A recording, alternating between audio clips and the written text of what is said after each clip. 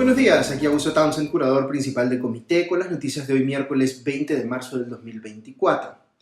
Empiezo con la noticia positiva. La selección peruana de fútbol femenino sub-17 le ganó ayer a Venezuela 1-0 en el Sudamericano de Paraguay. Está cuarto lugar en su grupo, empatada con Argentina, y todavía tiene chances de clasificar. Hoy se mide con Colombia, que es puntera del grupo, junto con Brasil.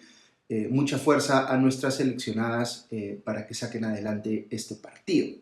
Otra noticia que me gustaría destacar esta mañana como positiva es que ha habido una conferencia de prensa conjunta entre gremios empresariales y gremios sindicales del país para emitir un pronunciamiento sobre la crisis de seguridad ciudadana y la, entre comillas, ineficiente respuesta del gobierno a este problema.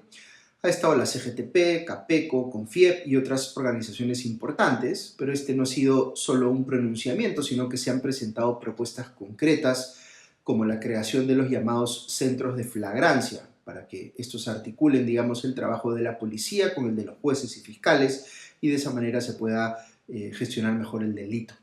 También plantean que se utilice la regulación del mecanismo de obras por impuestos para hacer inversiones en sistemas de vigilancia, iluminación, construcción de comisarías, mejoramiento del sistema carcelario, etc. Creo que es una muy buena cosa que los gremios empresariales y sindicales se junten para adoptar propuestas de consenso sobre cómo enfrentar la inseguridad ciudadana. Esta línea de comunicación que existe entre unos y otros, que ha costado mucho desarrollar porque son instituciones que en muchos otros temas no tienen posiciones alineadas, es pues algo muy valioso para el país, así que aprovecho para felicitar la paciencia y el sentido de propósito que han tenido quienes han venido labrando pues este espacio de diálogo en los últimos años. Aplauso para ellos. Ok, paso a las noticias del frente político y seguimos con el tema del reloj Rolex de la presidenta Dina Boluarte, acaparando la atención. Sobre esto, el Contralor General de la República, Nelson Schack, se ha retractado de los comentarios que hizo originalmente sobre esta denuncia periodística. Su reacción inicial, como recuerda RPP, fue decir que los funcionarios públicos no están obligados a declarar detalladamente sus objetos personales como relojes o cuadros, que solo deben declarar cosas como vehículos motorizados. Sin embargo, Schack ha salido a decir ahora que fue, entre comillas, malentendido y que los relojes de alta gama como este Rolex que se le ha identificado a Dina Boluarte sí deben ser declarados porque en este caso supera un valor de 2 UITs. Sobre esto la periodista Elizabeth Salazar ha explicado en su cuenta de X que hay dos formatos de declaración de bienes y rentas que deben llenar los funcionarios públicos. Uno es una versión resumida que se hace público y otro es una versión más detallada que se mantiene en reserva.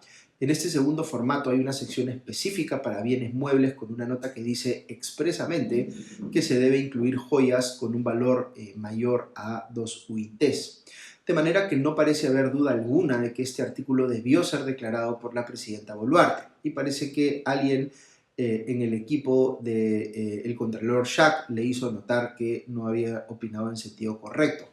O quizá haya sido el propio sindicato de la Contraloría que sacó un comunicado expresando su, entre comillas, preocupación y extrañeza por lo que había dicho el Contralor, ni bien se conoció el destape sobre el reloj de la presidenta. Sin perjuicio de esto, Nelson Schack ha dicho que va a colaborar con la investigación que ya abrió la Fiscalía sobre este tema por presunto enriquecimiento ilícito y omisión de consignar declaración en documentos y que van a remitirle al fiscal de la Nación las copias de las declaraciones juradas de Dina Boluarte. Aquí una precisión legal que he visto que ha hecho el abogado penalista Carlos Caro en su cuenta de X. El delito de enriquecimiento ilícito, dice Caro, exige que el incremento patrimonial identificado se haya dado por, entre comillas, abuso del cargo. Justamente la Fiscalía ha hecho un pedido a la Presidencia del Consejo de Ministros, a la PCM, para que le entregue las boletas de pago y otras compensaciones que le haya hecho a la Presidenta entre julio del 2021 y marzo del 2024, es decir, lo que le hayan pagado en su periodo como Ministra de Desarrollo e Inclusión Social y luego como Presidenta. No creo que vayan a encontrar nada muy extraño ahí, pero la Fiscalía probablemente quiere determinar cuál es la capacidad de pago de quien ejerce la presidencia para poder comprarse pues un artículo lujoso como este reloj Rolex valorizado en más de $10.000. También se han pedido videos y fotos de eventos protocolares en los que Boluarte haya llevado puesto el famoso reloj Rolex, pero no solo ese, sino Algunos de los otros, que en total serían como unos 14 o 15 relojes que la Fiscalía estima que son parte de la colección de Dina Boluarte, según pues la denuncia periodística del medio La Encerrona. Sobre esto, el nuevo primer ministro Gustavo Adrianzen ha vuelto a declarar diciendo que le sorprende respecto de la Fiscalía, abro comillas, la insólita celeridad con la que se ha decidido el inicio de estas indagaciones preliminares, cierro comillas. Por su parte, el abogado personal de Dina Boluarte salió también anoche en el programa de Jaime Chincha a decir que la Fiscalía estaba actuando aquí como, entre comillas, mesa de partes, porque en su opinión solo estaba tomando lo que había dicho un medio, La Encerrona en este caso, y formulando una investigación sobre esa base, y que eso era inconstitucional.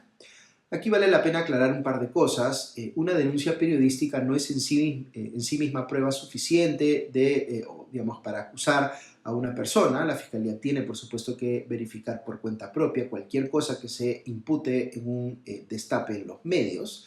Pero una denuncia periodística sí puede ser razón suficiente para iniciar una investigación fiscal, si está bien sustentada. Este argumento del abogado de Boluarte de que es inconstitucional la investigación contra la presidenta solo porque se basa en una denuncia periodística no tiene asidero. De hecho, la mayor parte de las investigaciones contra presidentes o expresidentes surgen de denuncias periodísticas, así que no hay nada extraño o irregular ahí. Eso es simplemente la prensa haciendo su trabajo y luego la fiscalía haciendo el suyo. Ahora, lo que ha dicho el primer Adrianzen parece más cuestionable aún. Ha señalado que, abro comillas, no hay necesidad de que los funcionarios públicos declaremos las joyas sin siquiera haber definido qué se considera como joyas.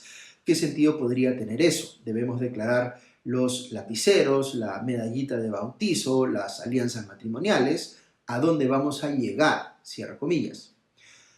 Aquí Adrianzen, por hacer pues una defensa cerrada de la presidenta, asumiéndose en el rol de escudero, como le tocó cumplir antes a su antecesor Alberto Tarola, pues está tratando de ridiculizar el argumento en contra de ella, como si le estuvieran pidiendo que declare artefactos pues de muy bajo valor.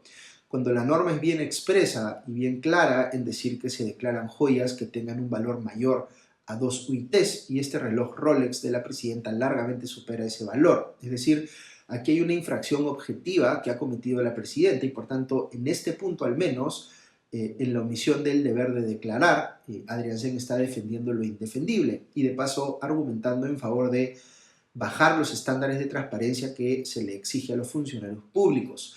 No es irrazonable para personas que ejercen cargos públicos como la presidencia de la República tener que declarar bienes de alto valor para que sepamos con qué patrimonio entran a la función pública y con qué patrimonio salen.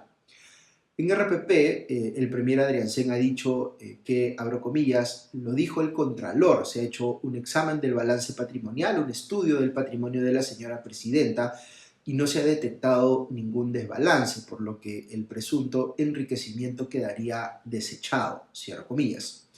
Lo que está queriendo decir aquí Adrianzen es que no hay nada que averiguar porque la Contraloría ya ha dicho que todo está ok con el patrimonio de la presidenta. Eso no es preciso porque la aparición de nueva evidencia podría llevar a que se tenga que reevaluar cualquier análisis que se hubiese hecho previamente en la Contraloría sobre la situación patrimonial de la presidenta. Por ejemplo, en la República veo un informe que señala que el patrimonio de Boluarte ha aumentado en casi 433.000 soles en el rubro de, entre comillas, otros, que es distinto al rubro de ingresos, en los últimos 2 años, es decir, entre el 2021 y el 2023.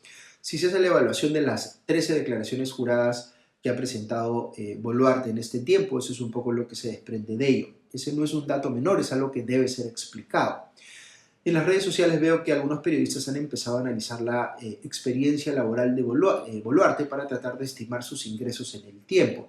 Ella ha dicho que trabaja desde los 18 años, pero algunos han anotado que recién egresó de la carrera de abogada a los 38 años en los inicios de los años 2000, que ha habido periodos además en los que no quedaba claro en qué trabajaba, como uno que estuvo fuera del país, y que la función que desempeñó en el RENIEC no fue pues un alto cargo. ¿De dónde saldría entonces el dinero para que Boluarte pueda pagar un Rolex de más de $10.000?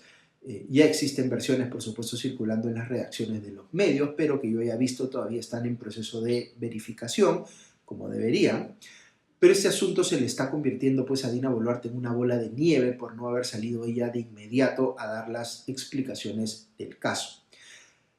Está incluso impactando en la relación del gobierno con otros sectores políticos. En la reunión que sostuvo ayer el primer ministro Adrián Sen con representantes de Fuerza Popular, estos le pidieron que haya mayor transparencia de parte del gobierno respecto de esta denuncia periodística y que la presidenta se someta a las investigaciones. El vocero fujimorista Eduardo Castillo dijo que la presidenta Boluarte, abro comillas, tiene que dar explicaciones mucho más contundentes, cierro comillas. Fíjense además lo que agrega sobre este incidente del reloj, abro comillas. Inicialmente muchos opinólogos decían que era un elemento distractor y definitivamente creemos que no, cierro comillas.